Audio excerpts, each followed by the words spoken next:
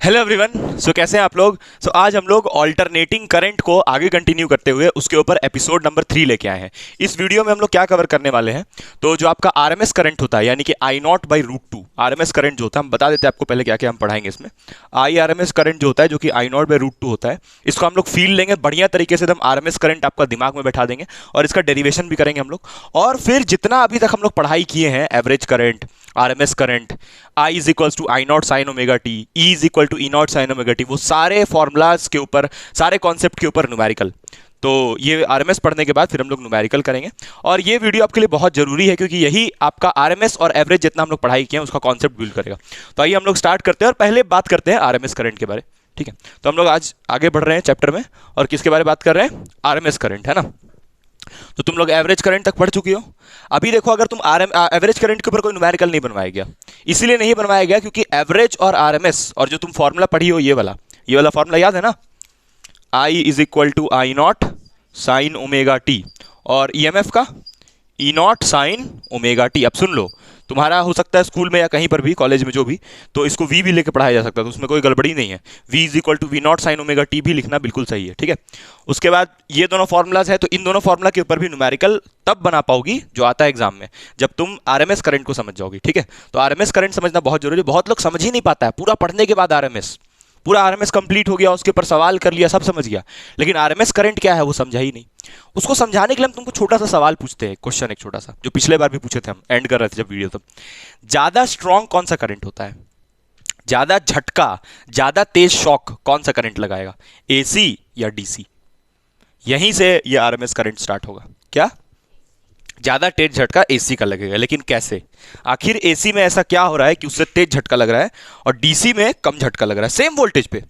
AC voltage हम दिए 200, हम सप्लाई किए 220 वोल्टेज, और डीसी को भी कितना दिए, 220 वोल्ट, लेकिन ज्यादा झटका कौन दे रहा है, एसी। तो ऐसा क्या है भाई, एसी दोनों को सेम वोल्टेज दिए, मतलब सेम सोर्स वोल्टेज दिए दोनों को, 220 220, लेकिन एसी में कुछ तो ऐसा है जो कि उससे ज्यादा झटका लगता है और डीसी से कम झटका लगता है, डायरेक्ट करंट से। ठीक है, हम तुमको बताए भी थे कि पहले फांसी भी दिया जाता था लोगों को, फांसी देने के बजाय एसी का यूज किया जाता था क्योंकि एसी में एक बार में मर जाता था इंसान।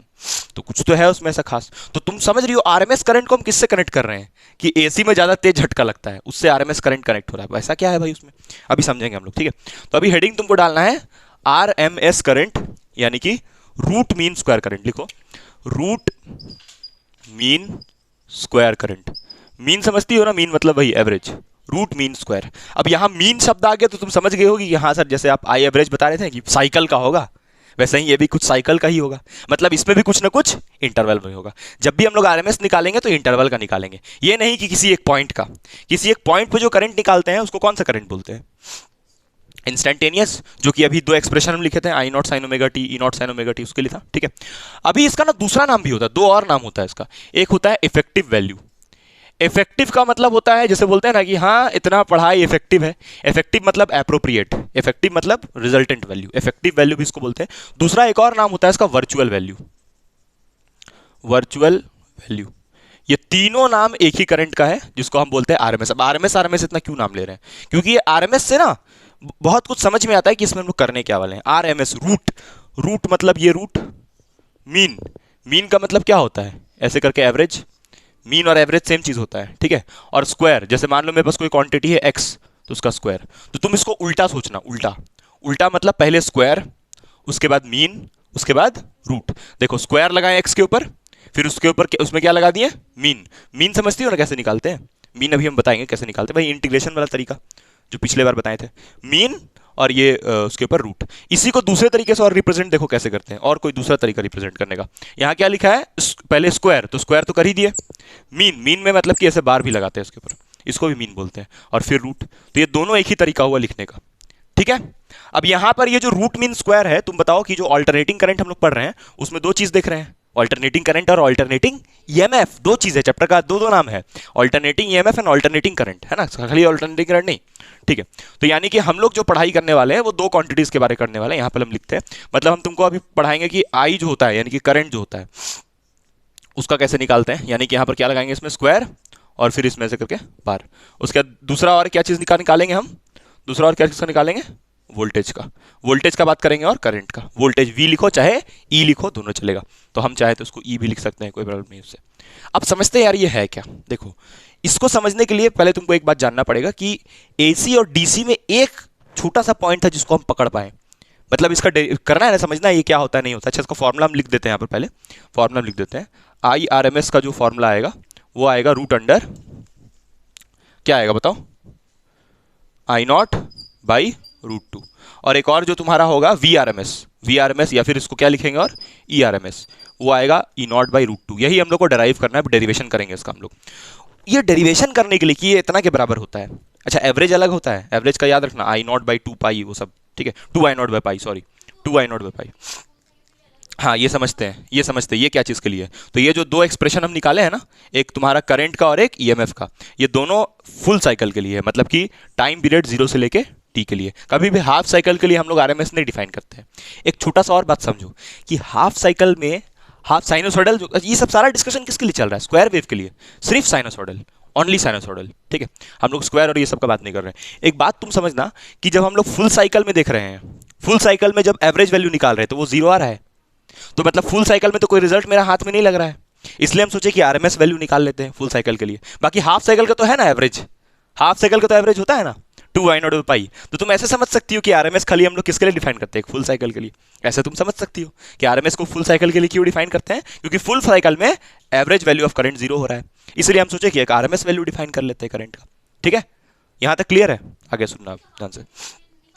नहीं, हाफ साइकिल के लिए कभी भी हम लोग आरएमएस हाँ निकाल सकते हैं जरूर, लेकिन हम लोग कभी भी हाफ साइकिल के लिए आरएमएस वैल्यू नहीं डिफाइन करते, क्योंकि उससे कुछ फायदा नहीं मिलता है। एक फुल साइकिल में इसका बात करते हैं ना, एक फुल साइकिल में तुमको कितना झटका लगा उसके बारे में बात करते हैं। हाफ साइकिल का बात करने से इसका वैल्यू बहुत छोटा आएगा, इसलिए उसके बारे में डिस्कशन नहीं करते हम लोग। हमेशा हम लोग फुल साइकिल का बात करते हैं, इसमें छोटा सा उसका हम रीजन भी बताया तुमको, हल्का सा है ना, समझने लायक। बाकी मेन मुद्दा यह है कि हम लोग आरएमएस को हमेशा फॉर फुल साइकिल डिफाइन करते हैं, जो भी डेरिवेशन होगा, जो भी एक्सप्लेनेशन, फुल साइकिल के लिए। ठीक है, अब आगे सुनो तुम ध्यान से। ये है क्या भाई, कहां से, अभी तक तो समझ नहीं आया कि ये है क्या, कहां से आया, थोड़ा थोड़ा कंपेयर कर दिए पीछे वाले से। देखो, तुम ये बताओ यार कि एसी और डीसी में एक सिमिलरिटी होगा, जो तुमको हम बताए भी थे थोड़ा दिन पहले, अभी 1-2 दिन पहले ही बताए थे, कि जब करंट फ्लो करता है, जब करंट किसी वायर में फ्लो करता है, तो चाहे वो डीसी करंट हो, चाहे वो एसी करंट हो, जो सर्किट में रजिस्टर होता है, सर्किट में रजिस्टर होता है, चाहे यहां पर तुम ये लगा दो, चाहे तुम यहां पर क्या लगा दो, चाहे तुम यहां पर ये लगा दो, दोनों में से तुम कुछ भी लगा दो यहां पर, चाहे बैटरी चाहे एसी सोर्स, दोनों में से कुछ भी लगा दो, यहां पर जब करंट फ्लो करेगा ना, तो ये जो रेजिस्टेंस है आर, ये मान लो 2 ओम का है, तो जितना इस करंट को वो रोकने का कोशिश करेगा, उतना ही ये एसी वाला करंट को भी रोकने की कोशिश करेगा। मतलब जितना हीटिंग इस रजिस्टर में एसी करंट से होगा, उतना ही डीसी करंट से होगा। ये बात दिमाग में बैठा? क्योंकि रजिस्टर को थोड़ी मतलब है उससे कि कौन सा करंट है भैया, करंट का मतलब होता है फ्लो ऑफ चार्ज। अब या तो चार्ज फ्लो करे या तो ऑसिलेट करे, हीटिंग तो दोनों ही केस में होगा। फ्लो करने का मतलब डीसी, ऑसिलेट करने का मतलब एसी। तो दोनों ही केस में क्या होगा कि ये जो रजिस्टर होगा उससे चार्ज तो फ्लो करेगा ही, पास करेगा ही, पासिंग फ्लो, मूवमेंट तो होगा ही चार्ज का, चाहे फ्लो करे चाहे ऑसिलेट करे, मूवमेंट तो हो रहा है, मोशन तो हो रहा है। तो दोनों ही केस में इसमें हीटिंग प्रोड्यूस होगा, क्योंकि तुमको पता है कि रेजिस्टेंस जो होता है वो करंट का रास्ता में रुकावट पैदा करता है। समझ में आया? तो दोनों के केस में सेम रुकावट पैदा करेगा। अब इस रुकावट को हम क्या नाम तभी से बोल रहे हैं, हीटिंग बोल रहे हैं तभी से। हीटिंग क्यों बोल रहे हैं? क्योंकि हीट का फॉर्मूला तुम लोग क्या पढ़ी हो, I² RT। हम ये नहीं बोल रहे बाबू रेजिस्टेंस नहीं चिल्ला रहे, हम हीटिंग बोल रहे हैं, क्योंकि हमको पता है कि करंट का वैल्यू अगर ज्यादा होगा तो हीटिंग ज्यादा होगा, रेजिस्टेंस जितना ज्यादा होगा हीटिंग उतना ज्यादा होगा। और यही नहीं, अभी और सुनिए, अगर समय ज्यादा दे दी, मान लो 10 साल तक करंट फ्लो करवाते रही, तब तो आग लग जाएगा इसमें और एक्सेस हीटिंग होगा। अगर तुम 2 मिनट के लिए फ्लो करवाई तो बोलोगे सर हीटिंग ही नहीं हुआ इसमें। इसलिए हम कह रहे हैं टाइम भी इंपॉर्टेंट है। इसलिए हम कभी ये नहीं बात कर रहे कि रुकावट सेम होता है करंट के लिए, रुकावट सेम होता है मतलब एसी के लिए, और रुकावट सेम होता है डीसी के लिए, ऐसा हम बोले? हम ये नहीं बोल रहे, हम कह रहे हैं हीटिंग दोनों के लिए सेम होता है, क्योंकि टाइम भी इंपॉर्टेंट है, कितना देर के लिए फ्लो करवाए वो भी इंपॉर्टेंट है ना, और जितना हीटिंग एसी में उतना ही हीटिंग डीसी में। ये समझ में आया कि नहीं आया? हाँ, लेकिन एक चीज बाबू सुन लो, एक चीज सुन लो, अगर तुम एसी करंट को यहां पर 10 मिनट के लिए फ्लो करवा रही हो, तो डीसी के लिए भी 10 मिनट के लिए फ्लो करवाओगी, तब कंपेयर करोगी। ये नहीं कि एसी को 1 घंटा तक चला दी और डीसी को 2 सेकंड, और बोलोगी कहां बराबर आ रहा है हीटिंग। दोनों को सेम समय के लिए। समझ में आया कि ये आरएमएस करंट क्या होता है? तो what is RMS current? when a current passes through, किसके थ्रू पास करता है? a resistor. when a current passes through a resistor, then same heating, when a current passes through a resistor, then same heating is produced, then same heating is produced in case it is DC और AC, कोई भी case हो, DC हो चाहे AC हो, same heating produce होगा for same time and that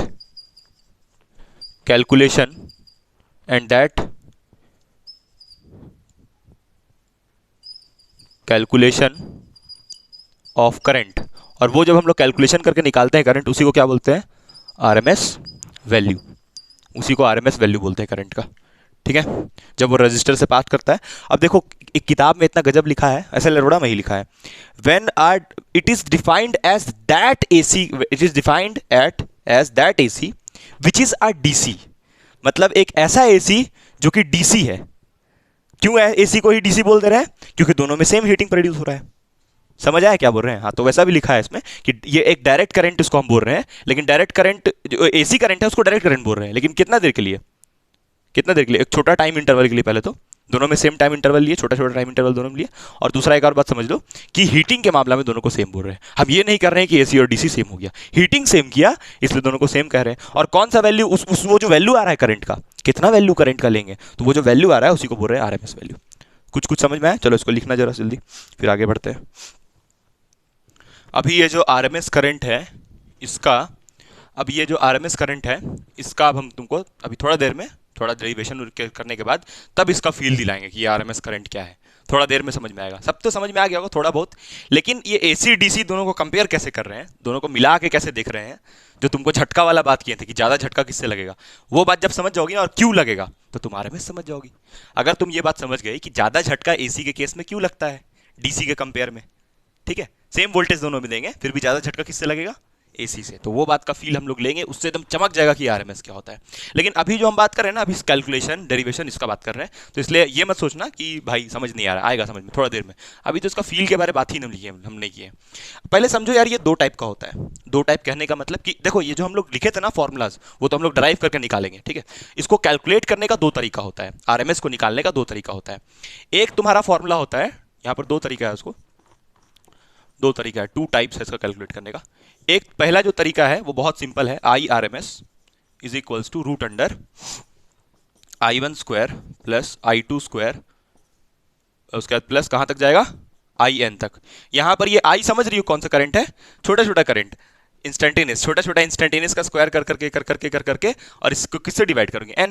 यहाँ पर n का मतलब जितना भी नंबर ऑफ करंट्स हमको मिल रहा है, किसमें, एक साइकिल में जितना भी करंट्स मिल रहा है सबका छोटा छोटा समझ रही हो ना। ये यहाँ पर बना देते हैं हम, देखो ये ऐसे करंट होता है ना, इसमें छोटा छोटा I1 I2 I3 I4 I8 I9 ऐसे करके जोड़ दोगी, ठीक है। तो ये पहला फॉर्मूला हुआ।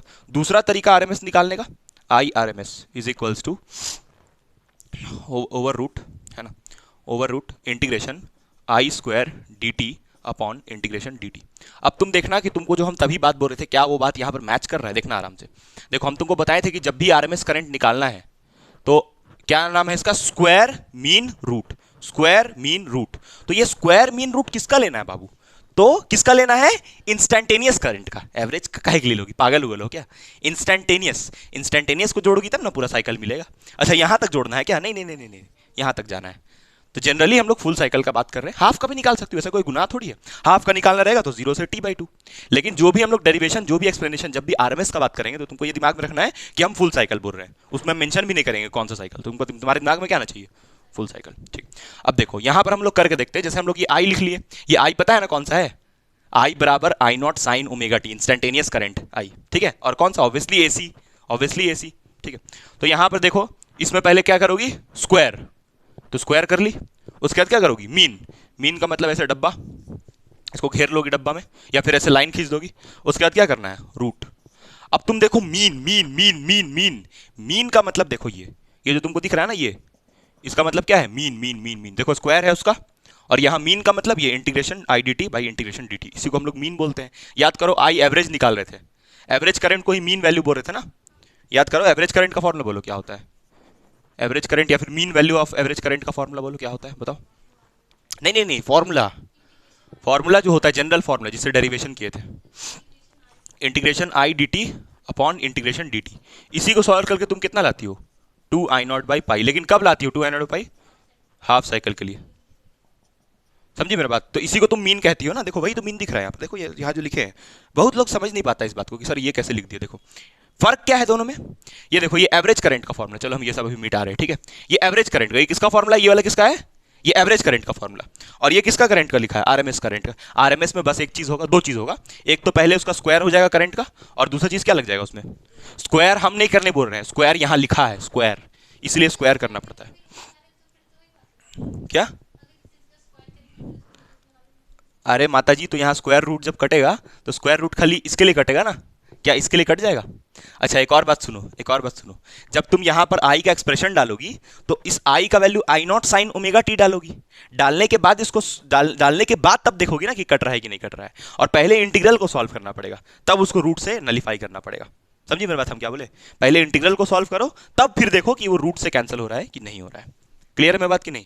अच्छा अब सुनो, और अब इसको हम कैसे तरीके से लिखेंगे। देखो हम ना चाहें तो हम तुमको ये फॉर्मूला लिखें और डायरेक्ट वो जो फॉर्मूला लिखवा रहे हैं स्टार्टिंग से, क्या लिखवा रहे हैं formula, I R M S का फुल साइकिल के लिए लिखवाए थे ना, आई आर एम एस का फुल साइकिल के लिए I not by root two, I not by two root लगा रहे हैं, तो यहीं से ड्राइव कर सकते हैं हम। लेकिन उसका एक तरीका है, I not by root to बता रहे हैं ना, लेकिन उसका एक तरीका है ड्राइव करना। डेरिवेशन में ऐसा नहीं होगा कि इसको लिखो और ड्राइव कर दो, इससे भी कर सकती हो, सही मिलेगा marks.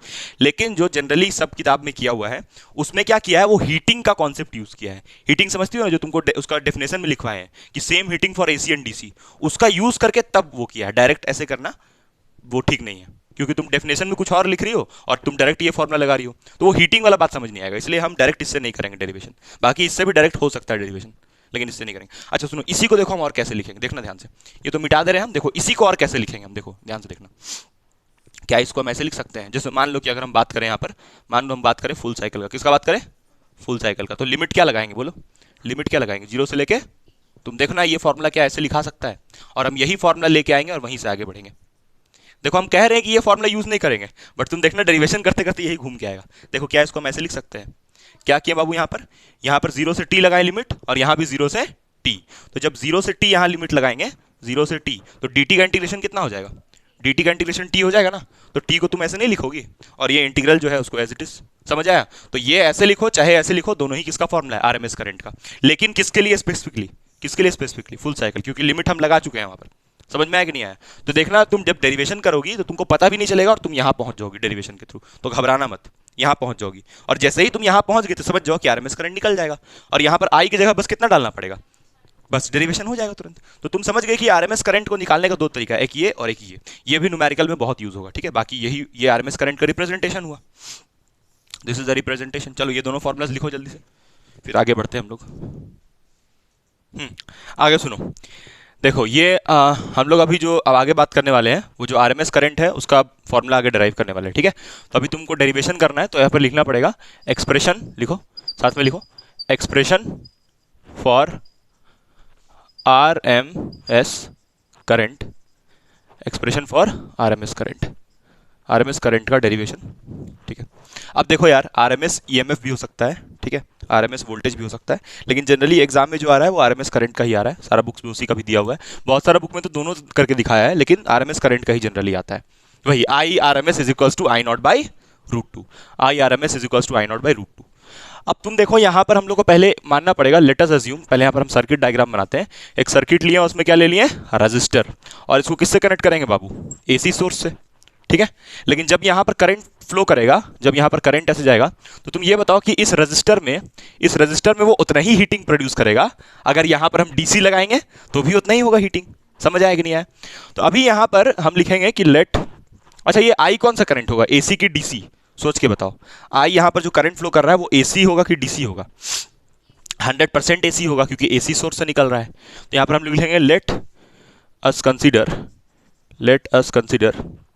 a alternating current at time t, at a time t, किसी टाइम t पे अल्टरनेटिंग करंट कितना होगा बताओ, I is equal to I not sine omega T. अब ये इंस्टेंटेनियस अल्टरनेटिंग है, वो सब नहीं लिखते हैं, वो सब कोई लॉजिक नहीं होता है वैसे लिखने का। बाकी होता है, वो समझ में आना चाहिए, क्योंकि एक पर्टिकुलर टाइम का होता है, तो ऑब्वियसली इंस्टेंटेनियस होगा, एवरेज थोड़ी होगा।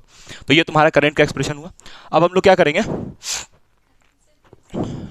अच्छा हाँ, क्या लिख दिए हम, let us consider and alternating current at time T is equals to इतना इतना करंट होगा। ये सब लिखना जरूरी है कि किसी भी टाइम टी पे है वो, क्योंकि अलग अलग टाइम पे तो अलग अलग होगा ना, है ना। यहाँ पर अगर हम लोग ग्राफ देखेंगे तो ग्राफ में अगर हम लोग देखेंगे तो यहाँ पर तो मैक्सिमम हो जाता है ना, और इस टाइम पे तो जीरो हो जाता है, ठीक है। तो इसलिए लिखना पड़ेगा कि टाइम टी पे है। वो सब बताया गया, इसका फील है ये वाला फॉर्मूला का, ग्राफ से तुमको हम बताए थे ये कैसे होता है। बाकी जब तुम एसी जनरेटर पढ़ोगी ना तो समझ जाओगी ये फॉर्मूला आता कैसे, डेरिवेशन एसी जनरेटर में होगा इस फॉर्मूला का। एसी जनरेटर हाँ इसी चैप्टर में पढ़ाएंगे, हालांकि वो तुम ईएमआई में भी पढ़ सकती थी, लेकिन यहीं पर पढ़ो क्योंकि एनसीईआरटी में यहीं पर दिया है। पढ़ सकती हो कहीं भी, एसी जनरेटर कभी भी पढ़ सकती हो, बस ईएमआई पता होना चाहिए, एसी जनरेटर कहीं भी पढ़ सकती हो। आगे देखो, तो अब यहां पर हम क्या कर रहे हैं ना कि एक बात कर रहे हैं पहले हीटिंग थ्रू बात कर रहे हैं हम एसी का। एसी का हीटिंग को क्या लिखेंगे, इंटीग्रेशन आई स्क्वायर आर डी टी। और यहां पर हम लोग जो बात कर रहे हैं कैसा साइकिल का बात कर रहे हैं, फुल साइकिल का, यानी लिमिट ये लेंगे क्योंकि तुमको हम बताए हैं ना कि हमेशा जब हम लोग आरएमएस करंट निकालते हैं तो फुल साइकिल का निकालते हैं, ठीक है। तो ये 0 से लेके टी, इसको मान लेते हैं इक्वेशन नंबर 2। अच्छा तुम ये बताओ, ये आई स्क्वायर को हम बाहर ले सकते हैं, इंटीग्रेशन पे जो कांस्टेंट होता है उसको बाहर करते हैं, तो यानी आई स्क्वायर को हम बाहर कर सकते हैं, है कि नहीं बताओ। नहीं बाहर कर सकते हैं, क्योंकि जब ये आई का मतलब है I not sine omega T, तो I not sine omega T डालोगी यहाँ पर, तो यहाँ पर टाइम वेरिएबल है, तुम जैसे ही यहाँ पर आई नॉट साइन ओमेगा टी डालोगी, ठीक है, तो ओमेगा टी आएगा ना, तो क्या आई बाहर होगा, कांस्टेंट को बाहर करते हैं ना, लेकिन आई तो वेरिएबल है ना, अलग अलग टाइम पे अलग अलग है आई का वैल्यू, इसलिए तुम इसको कांस्टेंट नहीं बोल सकती हो, सॉरी मतलब कि हाँ रेजिस्टेंस को बाहर कर सकती हो, क्योंकि ये रेजिस्टेंस का वैल्यू जो है वो 2 ओम 10 ओम कुछ भी फिक्स वैल्यू होगा, ठीक है। तो ये इक्वेशन 2 हुआ। आगे सुनो, अगर हम बात करेंगे एक और हीटिंग का, तो एक और हीटिंग जो अगर हम लिखेंगे इसको आई आर एम एस लिख लेते हैं, I R M S square R T. अब बोलोगे ये कौन सा हीटिंग है, देखो यहां पर ये जो करंट हम लिए कौन सा लिए, आरएमएस करंट, और तुमको पता है कि आरएमएस करंट का वैल्यू कांस्टेंट होता है, कितना होता है आरएमएस करंट का वैल्यू, आई नॉट बाई √2, हमेशा ये होता है आरएमएस करंट का वैल्यू। तो ये हीटिंग हम लिखे हैं आरएमएस के लिए, कहीं कहीं पर किताब में इसको आई इफेक्टिव भी लिखेगा, ईएफएफ, क्योंकि तुमको हम बताए थे आरएमएस करंट को वर्चुअल और इफेक्टिव दो नाम देते हैं, तो वैसे भी लिख सकते हैं। अच्छा यहाँ पर ये कैपिटल टी कैसे हुआ, क्लियर है कि नहीं बताओ, बहुत लोग को ये समझ नहीं आता, हम बता देते हैं। यहाँ पर डी टी हुआ 0 से लेके टी, तो ये आई आरएमएस कांस्टेंट होता है, तो I R M S constant होता है, तो इंटीग्रेशन के बाहर कर दिया उसको, ठीक है, आर भी बाहर जाएगा, और डी टी का इंटीग्रेशन कितना हो जाएगा टी, और अपर लिमिट कितना डालोगे टी, तो ये आएगा, ठीक है, इक्वेशन नंबर 3। अब तुमको पता है कि जितना हीटिंग एसी में उतना ही हीटिंग डीसी में। अच्छा यार ये आरएमएस करंट को हम लोग कभी कभी डीसी भी बोलते हैं, जैसे तुमको हम बताए थे डेफिनेशन में क्या लिखा था आरएमएस के बारे कि ये डीसी है। डीसी क्यों है, क्योंकि आरएमएस का वैल्यू आता है I not by √2, I not by, तो I nought is a constant, I nought मतलब ये peak value, I nought is a constant, और √2 इज आल्सो अ, इसीलिए आरएमएस करंट क्या होगा, कांस्टेंट। समझ में आया कि नहीं आया, इसीलिए आरएमएस करंट को डायरेक्ट करंट बोलते हैं, लेकिन ये बन किससे रहा है, एसी से, यही तो खास बात है। समझ में आया कि नहीं आया, एसी का ही ये कॉन्सेप्ट है, लेकिन हम लोग डायरेक्ट करंट किसको बोलते हैं, जिसको मतलब कि जिसका वैल्यू कांस्टेंट होता है, तो ये कांस्टेंट है इसलिए बाहर कर दिया। समझ में आया कि नहीं आया। अच्छा एसी करंट कांस्टेंट नहीं होता है, होता है ना, लेकिन उसमें होता है, किसमें होता है, स्क्वायर वेव में, लेकिन यहाँ साइनोसॉइडल वेव है फिर भी कांस्टेंट है, लेकिन आरएमएस वैल्यू कांस्टेंट है उसका। ऑल्टरनेटिंग करंट को कांस्टेंट नहीं बोल सकती हो, ऑल्टरनेटिंग करंट तो इसको बोल रही हो ना, ये ऑल्टरनेटिंग करंट है ना, जो कि इंस्टेंटेनियस करंट है, वही तो उसका असली खून है, वही तो एसी है, वही तो, यही तो एसी का पहचान है, ये एसी है ना। कि जैसे तुम लिखोगी आई एवरेज बराबर 2 आई नॉट बाई पाई, और बोल दोगी कि ये एसी है, तो ये एवरेज वैल्यू ऑफ एसी है, this is not AC, this is average value for AC.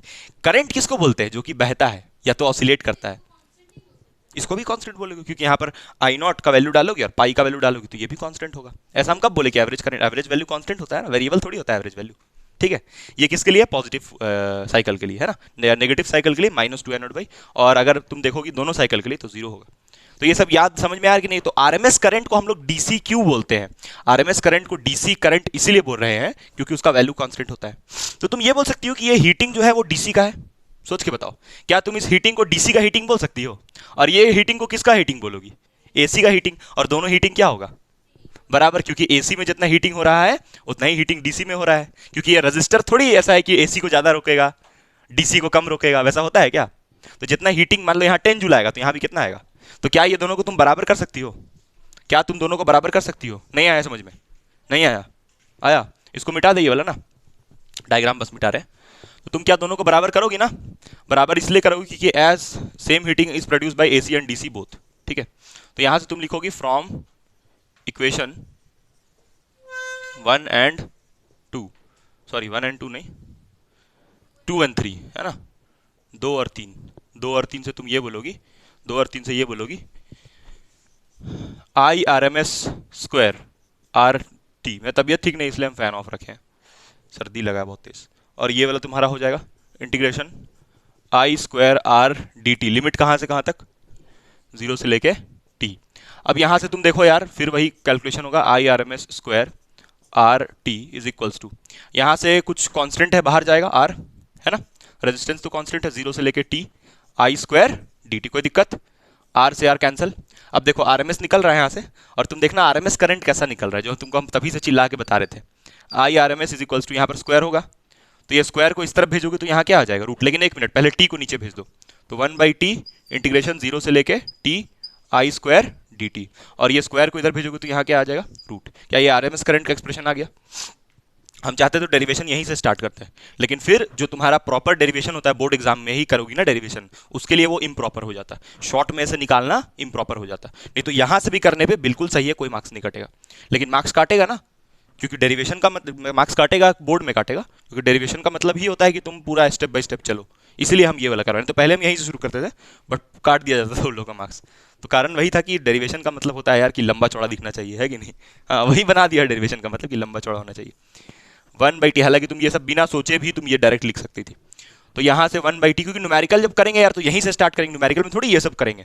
अब तुम ये बताओ कि अब क्या करेंगे हम यहाँ पर? ये वाला जो इक्वेशन आया है इसमें किसको सब्स्टिट्यूट करेंगे? 1 को, यानी बस i का वैल्यू डालेंगे। तो इतना लंबा चौड़ा लेने से अच्छा हम लोग क्या करते हैं, इसको मान लेते हैं इक्वेशन नंबर कितना हो जाएगा ये बताओ? इक्वेशन नंबर 4 हो जाएगा। और हम लोग क्या करेंगे, ये जो इंटीग्रल दिख रहा है, इंटीग्रल सिर्फ इसी को सॉल्व करेंगे, ठीक है? तो चलो हम नेक्स्ट कर रही है, तुम लोग नहीं लिखी हो ना, लिखो जल्दी इसको। फिर इंटीग्रेशन को खाली हम लोग अब सॉल्व करेंगे, उसके बाद इंटीग्रेशन को सॉल्व करके सब्स्टिट्यूट कर देंगे। तो ये एक्सप्रेशन है। अभी हम लोग आगे क्या करेंगे कि सॉल्विंग द इंटीग्रल, है ना। तो यहां लिख रहे हैं हम सॉल्विंग द इंटीग्रल, मतलब जो इंटीग्रेशन है सिर्फ उसी को सॉल्व कर रहे हैं, ये वाले को। तो इसमें हम लिखेंगे इंटीग्रेशन 0 से लेके t, और रूट भी लगाना होगा, नहीं रूट का जरूरत नहीं है। इंटीग्रेशन 0 से लेके t I² dt। और यहाँ पर ऑब्वियसली ये जो i है इसके प्लेस पे हम क्या डालेंगे बोलो? हाँ, तो I0 sin ओमेगा t डालेंगे, तो यानी कि इसका स्क्वायर और इसका भी स्क्वायर हो जाएगा, ठीक है, क्योंकि I0² और यहाँ पर dt बचेगा। तो ये कहाँ से हुआ? फ्रॉम 1, इक्वेशन 1 से हम ये जो i की जगह पे ये डाल दिया। अब इसके आगे यहाँ देखना, इसके आगे ये I0² कांस्टेंट होगा ना। बहुत लोग को ये भी समझ नहीं आता कि I0² कैसे कांस्टेंट है। देखो ये ग्राफ होता है इसी का, इसमें ये पीक वैल्यू होता है। तो यहाँ पर अगर I0 5 एम्पियर आ रहा है, यहाँ पर कितना आ रहा है? 5 एम्पियर। तो यहाँ पर भी कितना आएगा? -5 एम्पियर, यहाँ 5 एम्पियर। फिर आगे जब ग्राफ जाएगा तो फिर से 5 एम्पियर, -5 एम्पियर। तो उसका जो मैग्नीट्यूड है, क्योंकि यहाँ पर स्क्वायर लगा हुआ है, वो तो कांस्टेंट होगा ना हमेशा।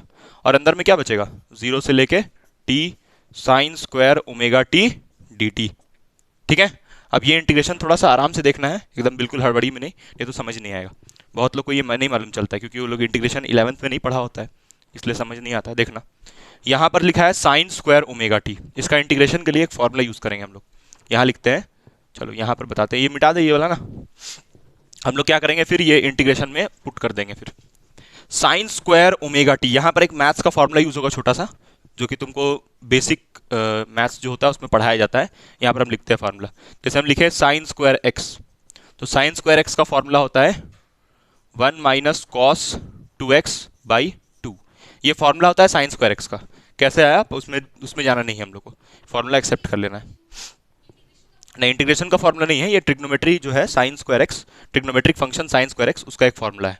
वैसे ही यहाँ पर क्या लिखा है sin² ओमेगा t, क्योंकि इसका डायरेक्ट इंटीग्रेशन नहीं होगा। सुनो बात, इसका इंटीग्रेशन डायरेक्ट नहीं होगा, इसमें इंटीग्रेशन तुम डायरेक्टली नहीं कर सकती हो। उसका इसको करने के लिए तुमको फॉर्मूला यूज करना पड़ेगा। मतलब इस टाइप का जो इंटीग्रेशन होता है ना, जैसे मान लो कि यहाँ पर लिखा रहता sin2 ओमेगा t, तो उसका डायरेक्ट इंटीग्रेशन हो जाता।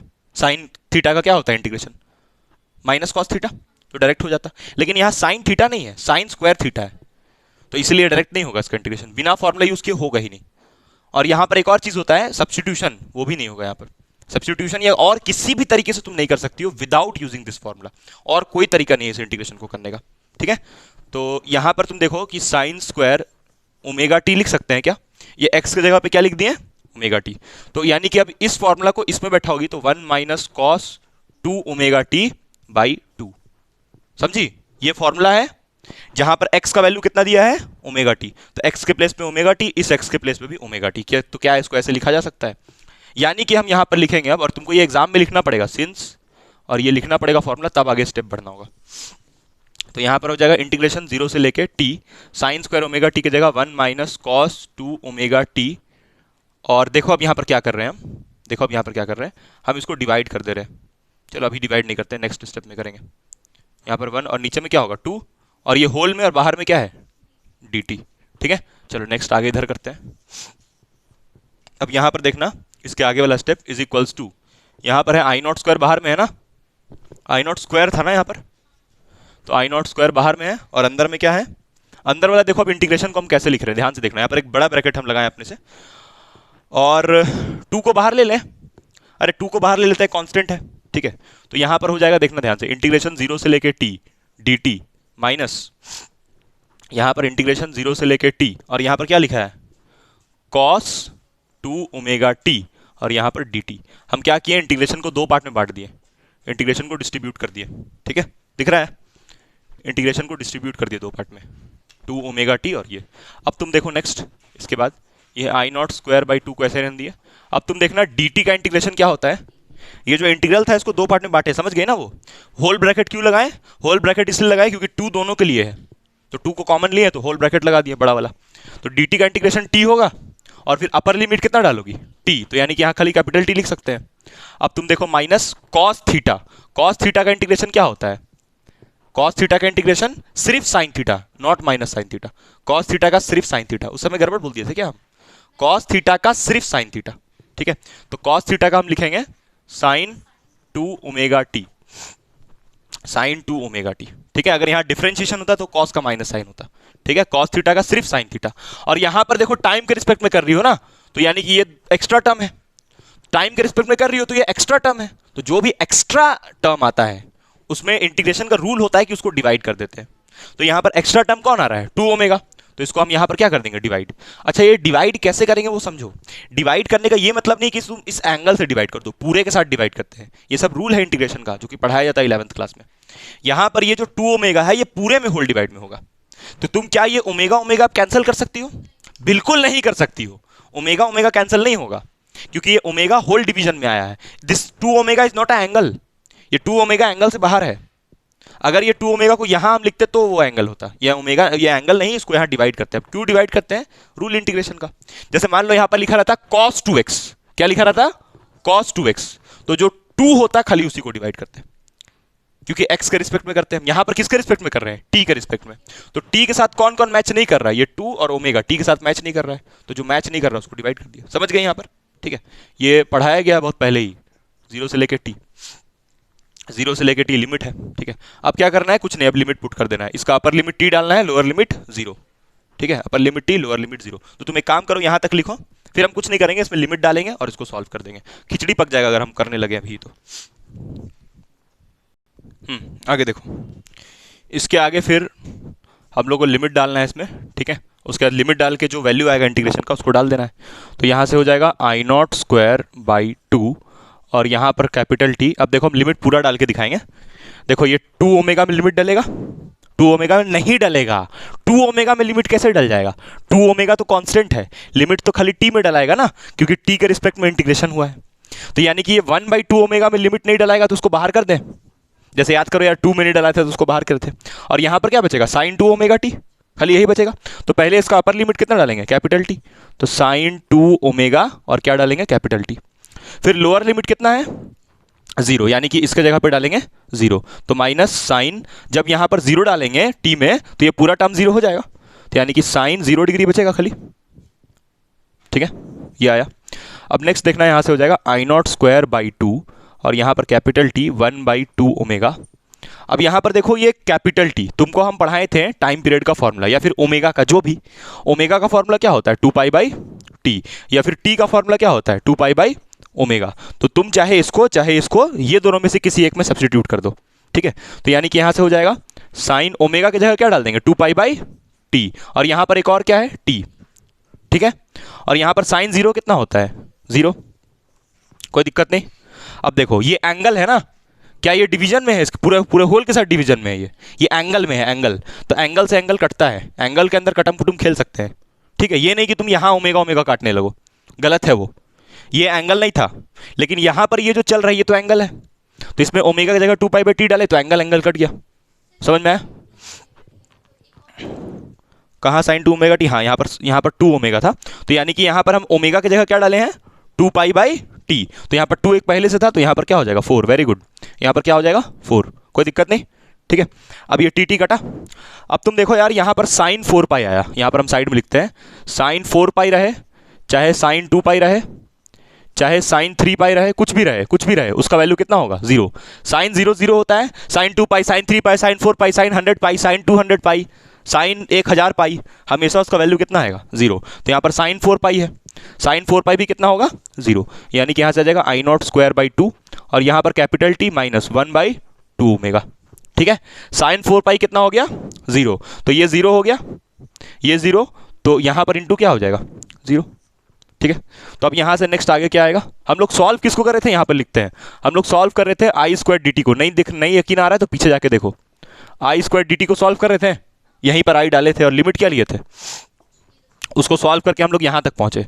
यहाँ तक यानी कि कहाँ तक पहुँचे? I0²/2 ये वाला, और यहाँ पर क्या है? इंटू टी, और बाकी ये तो पूरा गया, पूरा 0 हो गया, तो यहाँ पर टी बचा। अब तुम देखना कि यानी कि ये आया यहाँ से रिजल्ट, तो चलो हम ये वाला मिटा दे रहे हैं यहाँ से रिजल्ट, ठीक है। ये सब मिटा देते हैं, तुम समझ जाओगी। बाकी छोटा सा सब्स्टिट्यूशन बस हम किए हैं, कुछ सब्स्टिट्यूशन नहीं। ये ओमेगा की जगह क्या डाले हैं? 2π/t। यहाँ हम लिख देते हैं, चलो तुमको याद रखने के लिए, ओमेगा की जगह पे हम डाले हैं 2π/t। तुम साइड में कॉपी में लिख लेना, since omega is equals to 2π/t, वो तुम कर लोगी। अब देखो, इसको हम मान लेंगे कितना इक्वेशन हो जाएगा? ये फिफ्थ हो जाएगा ना, 4 माने थे, ये 5th हो जाएगा। अब ये 5th को कहाँ डालना पड़ेगा हम लोग को? 5th को कहाँ डालना पड़ेगा? 4th में। यानी कि ये जो इंटीग्रल है, ये इंटीग्रल कहाँ था? 4th में ही था ना। तो यानी कि अब हम लिखेंगे पुटिंग 5 in 4। तो 4th इक्वेशन था, यहाँ हम लिखते हैं 4th इक्वेशन। 4th इक्वेशन में था मेरा I/RMS इज इक्वल्स टू, बोलो, √1/t इंटीग्रेशन 0 से t I² dt, यही था 4th इक्वेशन, ठीक है। इज इक्वल्स टू √1/t, और ये पूरा इंटीग्रल को ही सॉल्व कर रहे थे। कितना आया बोलो? I0² अपॉन नीचे में क्या है? 2, t से t कैंसिल, स्क्वायर से रूट कैंसिल, तो कितना बचेगा? I0/√2। तो यानी यहाँ पर आया I0/√2। यही मेरा क्या आ गया? RMS वैल्यू, जो कि डिराइव करना था, हेंस प्रूव्ड, यही RMS वैल्यू हुआ, ठीक है। चलो लिखो इसको। फिर ऐसे ही तुम निकालोगी E/RMS is equals to E0/√2। यहाँ लिख देते हैं हम कि ये मत भूलो कि ये चैप्टर का नाम खाली AC नहीं, ऑल्टरनेटिंग EMF भी है। तो यानी कि तुम ये भी लिखोगी E/RMS या फिर VRMS is equals to E0/√2, ये भी होगा, दोनों बात होगा। चलो आगे फिर हम लोग बात करते हैं इसके बारे, और थोड़ा सा फील करते हैं RMS को। इतना पूरा पढ़ने के बाद हम लोग अभी फील करेंगे कि RMS क्या है, ठीक है। ये तो बस इंट्रोडक्शन था RMS का। तो ये RMS का और इसका एक्सप्रेशन लिखा हुआ है, ठीक है। अब हम लोग इसका फील लेते हैं कि RMS करंट क्या होता है, ठीक है। इससे एकदम दिमाग में तुमको समझ में आ जाएगा कि कैसे AC से DC ज़्यादा स्ट्रॉन्ग है। Feel the RMS current.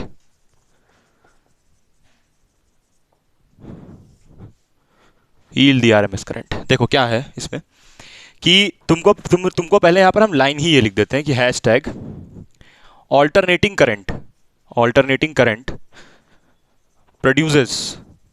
produces more shock than direct current। ज़्यादा शॉक किसके केस में लगेगा? AC के केस में। कैसे? उसी से तुमको समझ आएगा कि RMS का इंपॉर्टेंस। देखो, RMS करंट ना एक स्टैंडर्ड वोल्टेज होता है जो कि हम लोग ट्रांसफार्मर से सप्लाई करते हैं हर घर में, और वो स्टैंडर्ड वोल्टेज जो हर घर में सप्लाई होता है उसका वैल्यू कितना होता है? 220 वोल्ट, क्योंकि हर घर में जो पैरेलल कॉम्बिनेशन में बल्ब लगा होता है सारा 220 का होता है। यानी RMS करंट का वैल्यू 220 वोल्ट होता है। कितना होता है? 220 वोल्ट। हम लोग कौन सा प्रीफर करते हैं घर में? AC। क्यों प्रीफर करते हैं वो भी समझ में आएगा। RMS इसलिए कह रहे हैं क्योंकि ये एक स्टैंडर्ड वैल्यू है जो कि आता है। इस RMS को ऐसे भी हम लोग बोलते हैं, it is a standard value which is supplied from the transformer to every, मतलब हर घर में सप्लाई होता है ये वैल्यू। यही वोल्टेज हर बल्ब को मिलता है। अब यही आरएमएस होता है, आरएमएस करंट का। लेकिन ये कौन सा आरएमएस वोल्टेज है, पर्टिकुलरली किसके लिए है, जो घर में सप्लाई होता है वो। ठीक है, अब आगे सुनना, अभी पहले आगे सुन लो। देखो ये आरएमएस वोल्टेज हम दिए एक बल्ब को दिए, ठीक है, ये आरएमएस वोल्टेज हम दिए एक बल्ब को। आगे सुनना, ध्यान से सुनना। अभी यहां से हम लोग को पता है कि जब हम लोग बात करते हैं डायरेक्ट करंट का, जब किसका बात करते हैं, डायरेक्ट करंट का, तो अगर डीसी को हम लोग 220 वोल्ट दिए हैं आरएमएस, तो उसमें आरएमएस कितना आएगा, वो आरएमएस कितना रिसीव करेगा, 220 वोल्ट। उसको कुछ नहीं करेगा, वो 220 दिए, 220 ले लिया। लेकिन अगर वही यही आरएमएस को हम लोग एसी में बात कर ले, अगर वही यही आरएमएस को हम लोग एसी में बात कर ले, तो ऑल्टरनेटिंग करंट में आरएमएस का एक्सप्रेशन क्या होता है बताओ, I RMS is equals to I not by √2। अब यही एसी का क्यों होता है, क्योंकि तुम देखो ना, हम जो हीट को इक्वेट किए थे, एच एच को बराबर किए थे ना, वहीं से ना ये एक्सप्रेशन मिला के आया। समझिए मेरी बात, हम क्या बोल रहे हैं।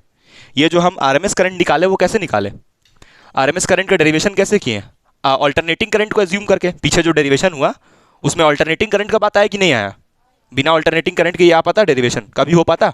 अगर हम वो आई को आई नॉट साइन ओमेगा टी नहीं डालते डेरिवेशन में, तो क्या ये एक्सप्रेशन आता, नहीं आता। इसलिए ये जो आरएमएस करंट है वो एसी के लिए है, लेकिन ये आरएमएस करंट डीसी वाला है, क्योंकि और डीसी क्या करता है, जितना आरएमएस देते हैं, जितना वोल्टेज देते हैं उतना ही वो ले लेता है, उसी को वो अपना आरएमएस वोल्टेज बोल देता है, फुल साइकिल का।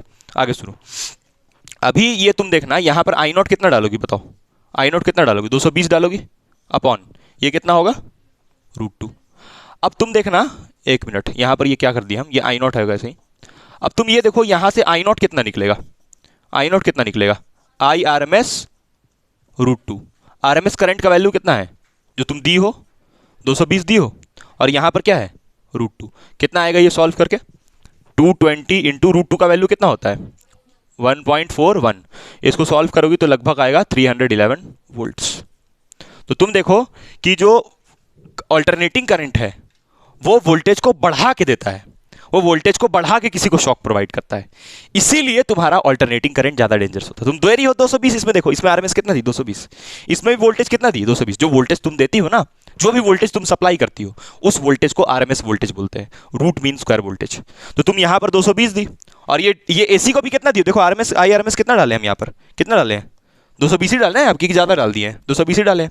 लेकिन इसमें आई नॉट भी, तो आई नॉट बाई √2 भी होता है, तो ये √2 यहां मल्टीप्लाई होकर के और उसको बढ़ा देता है। तो ये √2 के वजह से एसी करंट जो है वो ज्यादा शॉक दिलाता है। ये फील है आरएमएस करंट का, कि आरएमएस करंट कहां है, तो आरएमएस करंट यहां है, जो तुम करंट सप्लाई करती हो, जो तुम करंट नहीं, वोल्टेज जो तुम सप्लाई कर रही हो, उस वोल्टेज को बोल रहे हैं। अच्छा, लेकिन यहां पर हम वोल्टेज की जगह ये डाल दिया ना, कोई बात नहीं, इसको हम लोग सही कर लेते हैं। ये वी आरएमएस होगा, और यहां पर भी वी होगा, और यहां पर भी वी होगा, और इसको भी वी कर लो, ठीक है। थोड़ा सा हड़बड़ बताने के चक्कर में गड़बड़ा गया, तो ये वोल्टेज हुआ, नॉट करंट, करंट बोलते रहते, लेकिन करंट में भी वही होगा, करंट में भी वही होगा। करंट में कैसे वही होगा, आई इज इक्वल्स टू क्या होता है, आई नॉट बाई √2। तो जब तुम यहां से आई नॉट निकालोगी तो क्या लिखोगी, ये आरएमएस करंट हुआ, तो आई नॉट को क्या लिखोगी, आई आरएमएस √2 लिखोगी ना। तो जो भी तुम करंट सप्लाई करोगे वो आरएमएस करंट होगा। और आरएमएस करंट क्यों आएगा, आरएमएस वोल्टेज से। जो तुम आरएमएस वोल्टेज दोगी, देखो यहाँ पर ये वी आरएमएस होगा, आरएमएस वोल्टेज जो तुम दोगी उसी से क्या आएगा, आरएमएस करंट। अरे भाई, वोल्टेज जितना देती हो उतना ही करंट आता है ना, ये फिजिक्स का बेसिक नियम है अकॉर्डिंग टू ओम्स लॉ, जितना वोल्टेज उतना करंट। तो तुम जो वोल्टेज देती हो उसी से करंट बहता है ना। वोल्टेज क्या काम करता है, करंट को चलाने का। करंट को धक्का कौन देता है, वोल्टेज। वोल्टेज धक्का देता है तब करंट बहना शुरू होता है, ठीक है। तो ये तुम वोल्टेज जब दोगी, कितना वोल्टेज दोगी, 220 वोल्ट, तो वो वोल्टेज जो बढ़ के, इसमें तो 220 आ जाएगा, लेकिन इसमें बढ़ के कितना हो जाएगा 311 वोल्ट। किसमें बढ़ के हो जाएगा ये, एसी में। इसीलिए एसी करंट ज्यादा शॉक देता है, क्योंकि एसी करंट में जो एसी वोल्टेज होता है वो बढ़ जाता है, और एसी वोल्टेज बढ़ जाएगा तो एसी करंट भी बढ़ जाएगा, तो शॉक ज्यादा लगेगा। क्या रियलिटी में देखो, क्योंकि देखो इसमें √2 आता है, कारण वही है कि इसमें, और ये फॉर्मूला कैसे आया, डराइव करके। तो हम लोग जो समझते हैं फिजिक्स में वो इक्वेशन से समझते हैं ना, कि खाली बातों में कह देते हैं। बातों में अगर हम बोल देते हैं इसमें बढ़ जाता है, तो कैसे बढ़ता है, तो ये उसका फॉर्मूला। लेकिन इसका तो ऐसा कोई फॉर्मूला नहीं होता, इसका जब तुम आरएमएस निकालती हो तो यही रहेगा, जो तुम दोगी वही वो एक्सेप्ट कर लेगा डीसी। लेकिन एसी क्या करता है, उसको बढ़ा देता है, क्योंकि √2 उसमें मल्टीप्लाई हो जाता है। इसका आरएमएस जो होता है ना, किसका, डीसी का, डीसी का आरएमएस को तुम ऐसे कहोगी, आई आरएमएस इज इक्वल्स टू वी0। इसमें सिर्फ वी0 रहेगा। लेकिन इस वाले में क्या होगा, इस वाले में √2 भी होता है डिवीजन में, जो कि बढ़ा देता है, उसको एम्पलीफाई कर देता है। इसको एम्पलीफाई करना भी बोलते हैं, एम्पलीफाई मतलब बढ़ा देना। समझ में आया ये कि नहीं आया, थोड़ा गड़बड़ हम आई लिख दिए थे, वो गड़बड़ी हो गया था, ठीक है, क्लियर है ये। तो इस ऐसे हम लोग कह सकते हैं कि जो तुम्हारा ऑल्टरनेटिंग करंट है वो ज़्यादा शॉक प्रोड्यूस करता है, क्योंकि उसमें करंट ज़्यादा आता है, वोल्टेज ज़्यादा आता है तो करंट उसमें ज़्यादा आता है, तो ज़्यादा शॉक प्रोड्यूस करता है। ठीक है, लिखो इसको जल्दी से, ये यहाँ तक। तो वही बात देखो यहाँ पर लिखा हुआ है कि alternating current produces more shock than direct current. कारण है कि उसका वोल्टेज, उसमें वोल्टेज बढ़ जाता है। ठीक है, फील द आरएमएस करंट, या फिर क्या बोल सकती हो, और आरएमएस वोल्टेज, और आरएमएस वोल्टेज, क्योंकि चैप्टर का नाम दोनों होना चाहिए, एसी करंट और तुम्हारा एसी ईएमएफ, ऑल्टरनेटिंग ईएमएफ। हम लोग जो ग्राफ बनाते हैं ना ऑल्टरनेटिंग करंट का, एसी करंट का जो ग्राफ बनाते हैं ना, उसमें हम लोग 3 कंपोनेंट्स के बारे में पढ़ लिए। ये खतरनाक, लेकिन हम लिखते हैं alternating current current, alternating current current, खतरनाक हो जाता है नहीं, alternating current current, alternating current current. Offline tuition में सब बोलता है सर ये क्या कर रहे हैं आप, ऑल्टरनेटिंग करंट फिर करंट, मज़ा नहीं आता। अब एसी लिख देंगे तो फिर क्या ही उसमें समझ आएगा। देखो यहाँ पर तुम देखना, इस ग्राफ में तुम 3 कंपोनेंट्स के बारे में पढ़ ली। ठीक है, और ये याद भी रखना। देखो ऐसे करके होता है एसी का ग्राफ, बढ़िया बन गया यार ये तो, ये एसी का ग्राफ बना। ठीक है, यहाँ पर क्या होता है, आई नॉट, आई नॉट होता है। ठीक है, इसके थोड़ा सा नीचे पे क्या होगा, इसके थोड़ा नीचे पे क्या होगा, आई नॉट बाई √2, और इससे और नीचे पे क्या होगा, इससे और नीचे पे क्या होगा बताओ। यहाँ पर हुआ आई नॉट बाई √2, यहाँ पर हुआ I not by √2। I not by √2 को सॉल्व करोगी तो आई नॉट का एक वैल्यू डालोगी, और आई नॉट का वैल्यू नहीं डालोगी, मतलब आई मीन √2 से उसको ये करोगे डिवाइड, तो कितना आएगा बताओ ये। और इसको क्या लिखोगी, ये वाले को, इसको लिखोगी तुम 2 आई नॉट बाई पाई। तो ये तुम्हारा आई नॉट कौन सा करंट हुआ, पीक, ये पीक हुआ, और ये कौन सा हुआ, आरएमएस, और ये कौन सा हुआ, एवरेज। ठीक है, ये एवरेज हुआ, ये तीनों का कंपैरिजन हो गया, ये तीनों का इस ग्राफ में कितना कितना वैल्यूज होता है। डॉटेड लाइन खींचने का मतलब है कि ये कहाँ है, कहीं यहाँ तक जाता होगा, ये थोड़ा उससे ऊपर, और ये आई नॉट सबसे ऊपर होगा ना। क्यों, क्योंकि आई नॉट को तुम √2 से डिवाइड कर दे रही हो, तो उसका वैल्यू छोटा कर रही हो ना, कि बड़ा कर दे रही हो, छोटा कर दे रही हो, तो छोटा कर दे रही हो तो इसलिए डिवाइड। ठीक है, अच्छा तुम थोड़ा सा इसको अगर और देखना चाहो तो यहाँ पर तुम आई आर एम एस को और क्या कह सकती हो, देखो आई आर एम एस को क्या तुम ये कह सकती हो 1/√2, तो 1/√2 को डिवाइड करना तो आएगा 0.707, किसको डिवाइड किया, 1/√2 को, और यहां पर आई नॉट क्या कह रही हो, आई नॉट का वैल्यू बिल्कुल अलग अलग, एसी के लिए आई नॉट अलग अलग होगा। हाँ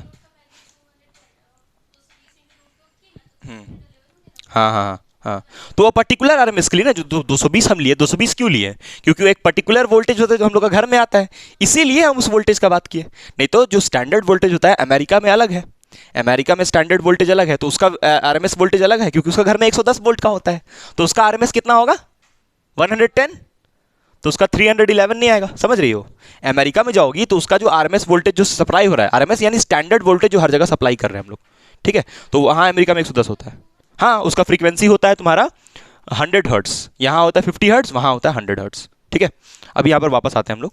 यहाँ पर तुम देखो जब आई एवरेज निकालोगी तो क्या लिखोगे उसको 0.63, और यहाँ पर होगा तुम्हारा आई नॉट, हाँ 0.637 भी लिख सकती हो। ठीक है, 0.363637 आई नॉट, 7 लिख लो कोई दिक्कत नहीं उससे, या 63 भी लिखोगी तो चलेगा। तो देखो ये हुआ तुम्हारा आरएमएस और ये हुआ एवरेज। इसको देखने से क्या लग रहा है, उसको देखने से लग रहा है कि आई नॉट छोटा होगा, बट वैसा नहीं है, आई नॉट सबसे बड़ा है, क्योंकि देखो ये सब डिवीजन में आएगा ना, देखो ये वाला चीज़ डिवाइड में आ रहा है, ये वाला चीज़ डिवाइड में आ रहा है, तो आई नॉट तो पीक हुआ ना, इसीलिए भी इसको पीक बोलते हैं। हाँ, इसका ये 2 कारण है इसको पीक बोलने का। पहला कारण कि ये सबसे टॉप पे होता है, सबसे मैक्सिमम वैल्यू होता है वो, और सबसे बड़ा है ये, एवरेज एवरेज से भी बड़ा ये वैल्यू उसका आ रहा है, इसीलिए इसको पीक बोलते हैं। तो ये ग्राफ तुम जल्दी से बना लो, इस ग्राफ को कुछ पूछना है इसमें।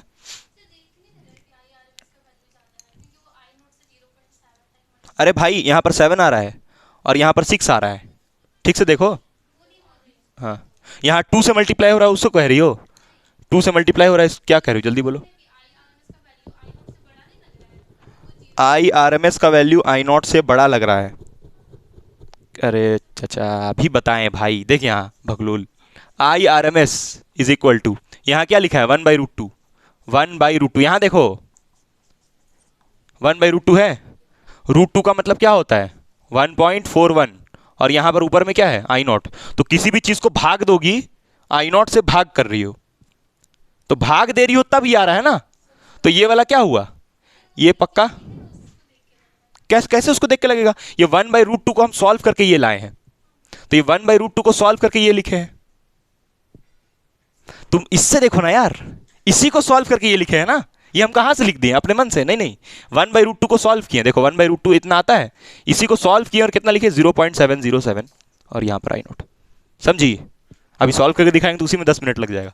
ठीक है, ये समझ में आया? तो अरे तो देखो, अगर ऐसा होता तब ना बड़ा बोलती भकलोल, ऐसा रहता तब ना बड़ा बोलती। यहाँ पर 0 पॉइंट है, 0 पॉइंट नहीं समझ में आया अभी भी? तुमको नहीं आया? आ गया? तो ये बड़ा होगा सबसे ज्यादा। या फिर अगर इससे नहीं आ रहा, इसीलिए ग्राफ में देखो हम ये बनाए I0/√2, I0/√2। अब कोई कोई बोलेगा सर यहाँ तो दुगुना लग रहा है। अरे भकलोल, तो नीचे वाला देख, पाई का मतलब 3.14 होता है, और यहाँ से पॉइंट हटाओगे तो 2 एक जीरो जाएगा यहाँ, और यहाँ इतना बड़ा नंबर आ जाएगा, तो छोटा हो जाएगा ना ये। समझ में आया कि नहीं आया?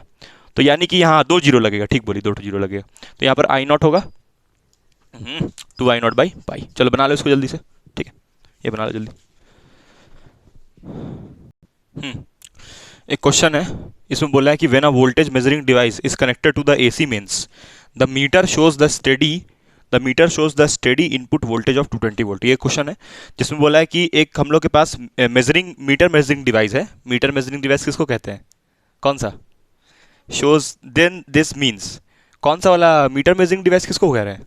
घर में जो लगा रहता है, घर में जो मीटर लगा रहता है ना, उसमें दिखाता है इतना वोल्टेज आ रहा है, वही लिखा है देखो। When a voltage measuring device is connected to a AC mains, हम लोग घर में कौन सा होता है? AC मेन होता है ना हम लोग घर में, अल्टरनेटिंग करंट मेन।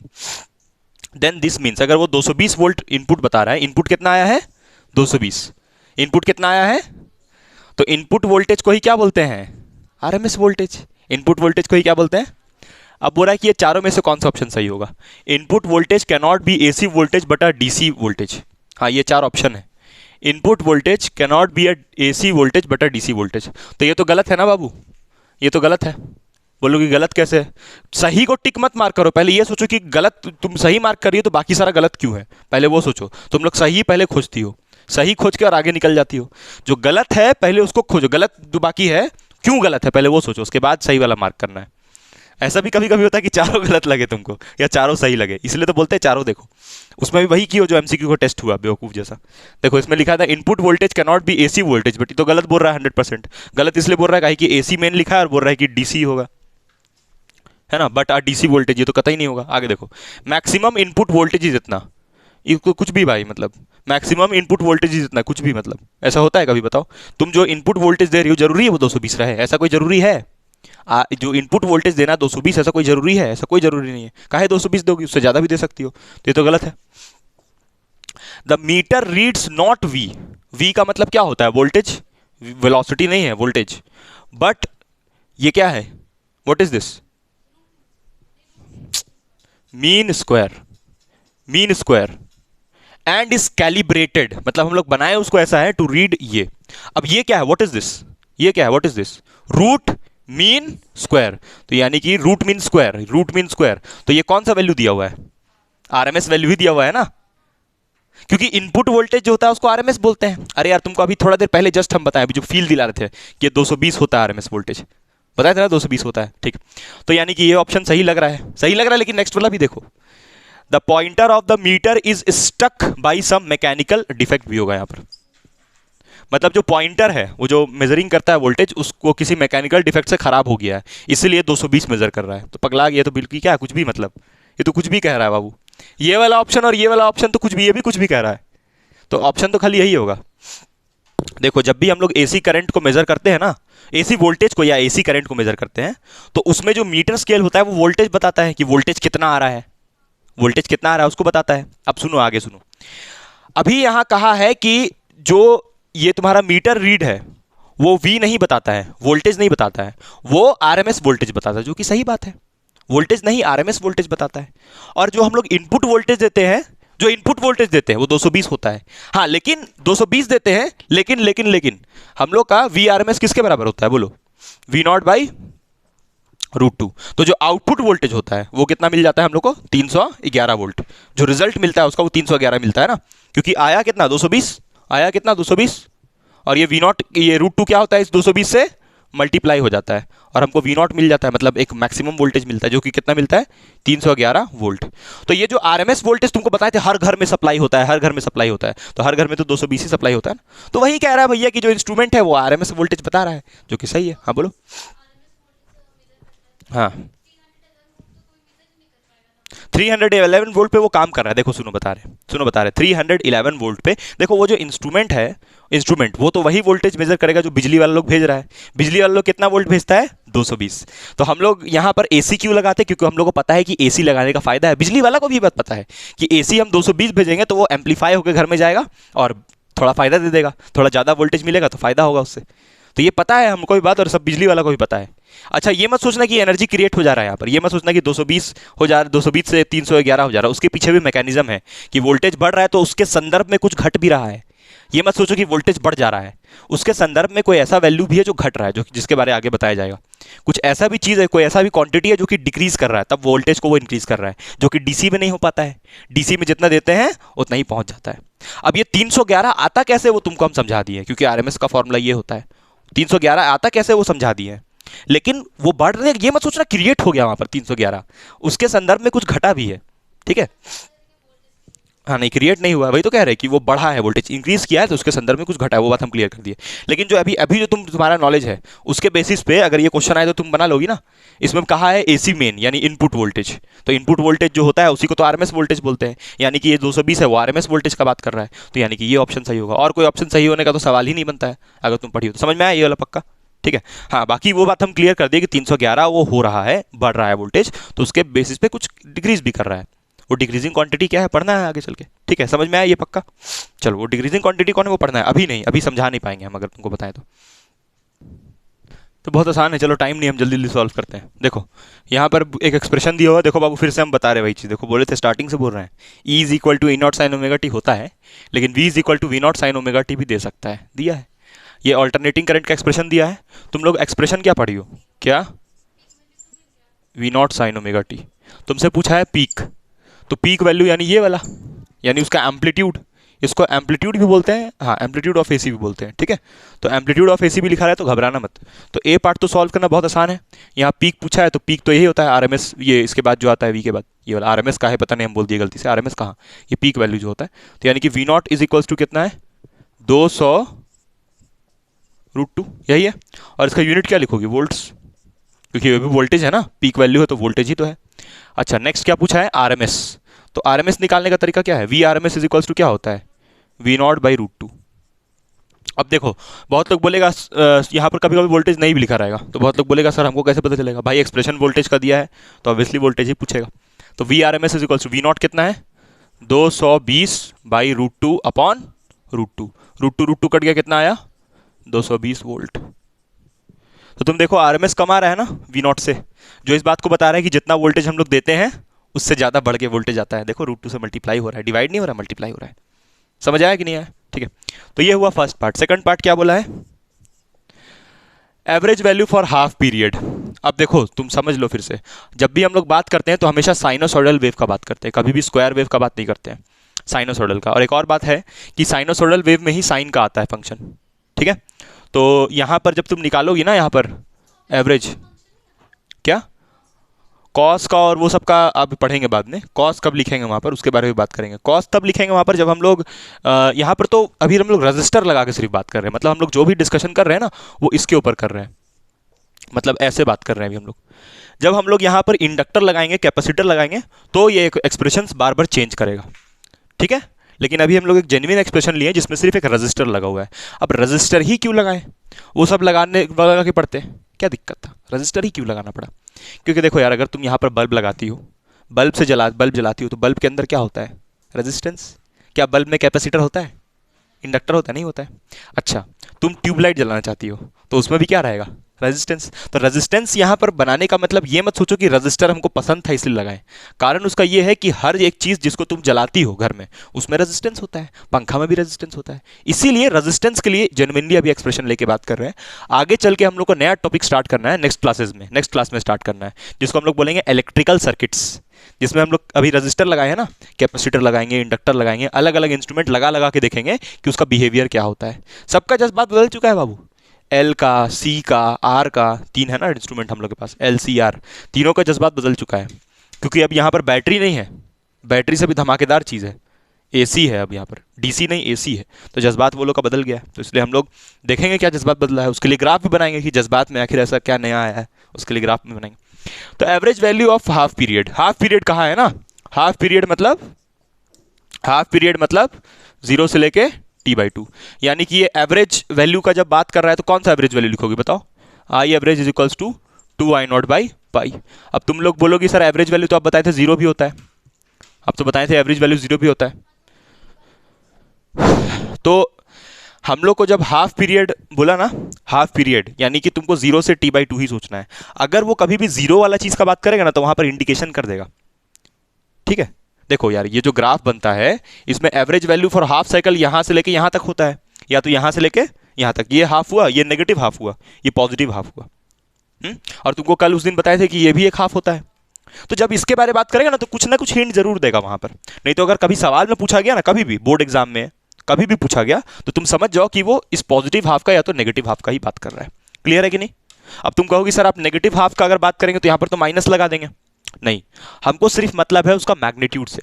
मैग्नीट्यूड मतलब कि सिर्फ उसका वैल्यू, तो सिर्फ उसका वैल्यू लिखेंगे तो पॉजिटिव वैल्यू लिखेंगे। नहीं समझ में आया? तो अब यहां पर से देखो एवरेज कितना आसान है निकालना। I0 कितना लिखोगे बताओ जल्दी से, I0 कितना डालोगे यहाँ पर? अच्छा V0 डालना होगा ना, VRMS निकालेंगे, V एवरेज निकालेंगे, क्योंकि उसका तो एक्सप्रेशन दिया नहीं है। तो V0 कितना डालेंगे बोलो, ये वाला 220√2 अपॉन पाई यहाँ पर नीचे में, ठीक है, नीचे में पाई। तो अब क्या होगा बताओ, पाई का वैल्यू बताओ कितना होता है, पाई का वैल्यू कितना होता है 3.14 इंटू √2। कोई दिक्कत नहीं यहाँ तक? तो अब देखो यहाँ से ये पॉइंट हटाओगी तो ये कितना हो जाएगा, 100 हो जाएगा, ठीक है। और तो बहुत लंबा चौड़ा चल जा रहा है कैलकुलेशन इसमें। तो ये हो जाएगा तुम्हारा 440 और यहाँ पर, अच्छा यहाँ पर और 2 जीरो है, तो इसको एक काम करते हैं ऐसे लिख लेते हैं 44 इंटू 10 का पावर 3 और यहाँ पर √2 और नीचे में क्या है 314। यूनिट क्या होगा इसका, इसका भी वोल्ट ही होगा ना, यूनिट वोल्ट ही होगा यूनिट इसका भी, क्योंकि निकाल तो वोल्टेज ही रहे हो, चाहे एवरेज निकालो आरएमएस निकालो कुछ भी निकालो, होगा तो वोल्ट में ही वो मेजर।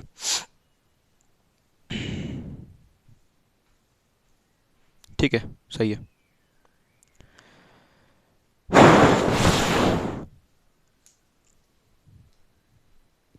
तो अब देखो एक कभी कभी क्या होता है ना कि जब हम लोग एमसीक्यू बनाते हैं ना तो एमसीक्यू में कभी कभी जो ऑप्शंस दिया रहता है, जैसे तो अभी तो तुम चाहो तो सॉल्व कर लो, कोई दिक्कत नहीं है, लेकिन तुमको ना अल्टरनेटिंग करंट चैप्टर में कैलकुलेशन का ज़्यादा टेंशन नहीं लेना है, खास करके इस टाइप का क्वेश्चन में, क्योंकि इस टाइप का क्वेश्चन में अगर एमसीक्यू भी आया बोर्ड में या फिर नीट में तो उसमें क्या करेगा कि उसको पाई में ही छोड़ देगा, पाई के टर्म में ही छोड़ देगा। तो तुम चाहो तो इस आंसर को और कैसे लिख सकती हो, पाई के टर्म में अगर छोड़ना चाहोगी तो क्या लिखोगी बताओ, पाई के टर्म में छोड़ना चाहोगी तो लिखोगी 440√2/पाई। तो इसमें ज़्यादा कैलकुलेशन का टेंशन नहीं लेना रहता है।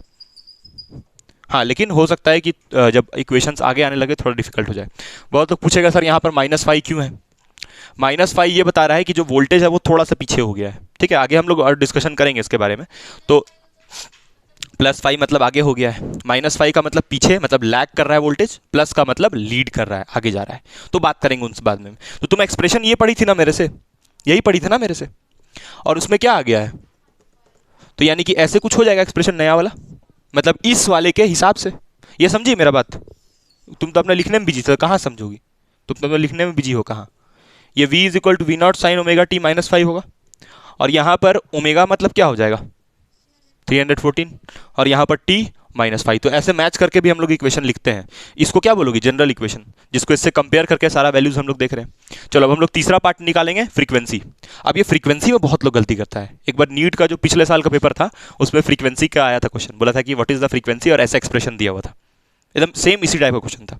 अब जैसे फ्रीक्वेंसी आता तो बहुत गलती होता है उसमें, क्या गलती होता है हम बताएंगे उसके बारे में।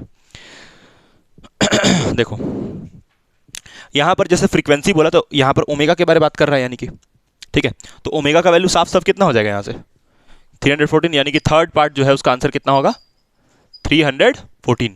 एसआई यूनिट क्या होगा बताओ, एसआई यूनिट निकालोगी तो ओमेगा का मतलब क्या होता है, ओमेगा का मतलब तुम पढ़ी थी, हाँ, ओमेगा का मतलब होता है 2π/t, या फिर ऐसा समझो कि ओमेगा को तुम लिखती थी θ/t, है 11th में पढ़ी होगी। और थीटा को रेडियन में मेजर करती हो, थीटा को रेडियन में मेजर करती हो, और टाइम को किस में, सेकंड में, तो थीटा का यूनिट रेडियन सेकंड इनवर्स। एक इसमें एसआई यूनिट में सब गलती लिखता है, फिर इसका हर्ट्ज लिख देता है, ठीक है, हर्ट्ज नहीं होगा, क्या होगा इसका रेडियन पर सेकंड। और तुम यहाँ तक लिखी और ये गलत हो गया, तुम ये की और ये गलत हो गया, ठीक है, क्योंकि यहाँ पर फ्रीक्वेंसी लिखा है और ये ओमेगा का मतलब एंगुलर फ्रीक्वेंसी होता है। This is not frequency, this is angular frequency. और तुम अगर 314 रेडियन सेकंड इनवर्स लिखे हो तो बिल्कुल गलत है वो, ठीक है। तो यानी कि तुमसे स्मॉल एफ का बात कर रहा है, एफ वाला जो होता है उसको फ्रीक्वेंसी कहती हो ना, number of oscillations in 1 second. Frequency 50 hertz पढ़ाए थे वो सब, तो वो एंगुलर फ्रीक्वेंसी हम नाम लिए थे। हम ऐसा बोले थे कि घर में एंगुलर फ्रीक्वेंसी होता है, नहीं। कौन सा फ्रीक्वेंसी होता है? कौन सी फ्रीक्वेंसी जिसको हर्ट्ज में मेजर करते हैं, ठीक है। तो यानी कि यहाँ पर ओमेगा, अगर एंगुलर पूछता तो लिखता ना एंगुलर, भिखारी आदमी। फ्रीक्वेंसी पूछा है तो फ्रीक्वेंसी के लिए क्या करोगी? फ्रीक्वेंसी इज इक्वल्स टू क्या होता है? 2π/t होगा। ओमेगा देखो यहाँ पर तुम पढ़ी होगी, एक रिलेशन पढ़ी होगी, ओमेगा इज इक्वल्स टू क्या होता है? 2πf। Omega is equal to क्या होता है? 2πf। तो यहाँ से अगर f निकालोगी तो क्या लिखोगी? ω/2π। तो ओमेगा कितना डालोगी बताओ? 314/2π। अब तुम थोड़ा और इसको सॉल्व कर लो, 314 लिखोगी, पाई का वैल्यू कितना होता है? 3.14। पॉइंट हटाओगे यहाँ से कितना हो जाएगा? 100, ठीक है। 314 से 314 कैंसिल, तो देखो ये 2 1 2, 2 5 10, देखो 50 हर्ट्ज है, घर वाला फ्रीक्वेंसी आ गया। 50 हर्ट्ज, 50 हर्ट्ज फ्रीक्वेंसी घर वाला आ गया, समझ में? तो ये गलती होता है बहुत लोग से, क्योंकि उन लोग को एंगुलर फ्रीक्वेंसी और फ्रीक्वेंसी में फर्क नहीं पता होता है। तो इसका यूनिट हर्ट्ज होगा, लेकिन हो सकता है एग्जाम में एंगुलर फ्रीक्वेंसी भी पूछे, तो एंगुलर फ्रीक्वेंसी जब पूछा लिखेगा वहाँ पर तो वो रेडियन सेकंड इनवर्स होगा। हम जब तुमको पढ़ाएंगे ये चैप्टर तो कभी कभी इस ओमेगा को हम एंगुलर वेलोसिटी भी बोल देंगे, क्योंकि इसका जो यूनिट लिख रहे हैं रेडियन सेकंड इनवर्स, ये तो एंगुलर वेलोसिटी का ही यूनिट है ना। तो तुम सोच के आना कि एंगुलर वेलोसिटी और एंगुलर फ्रीक्वेंसी में अंतर क्या है। फिर क्लास स्टार्ट करने से पहले 2 मिनट इसको डिस्कस कर लेंगे, उसके बाद आगे बढ़ेंगे। चलो थैंक यू, बाय बाय। ठीक है, एक और सवाल करना था लेकिन टाइम नहीं है, ठीक है। नेक्स्ट क्लास करते हैं, एक और क्वेश्चन करेंगे नेक्स्ट क्लास, उसके बाद आगे बढ़ेंगे। हाँ, क्वेश्चन हम भेज देंगे, ठीक है। चलो थैंक यू, बाय।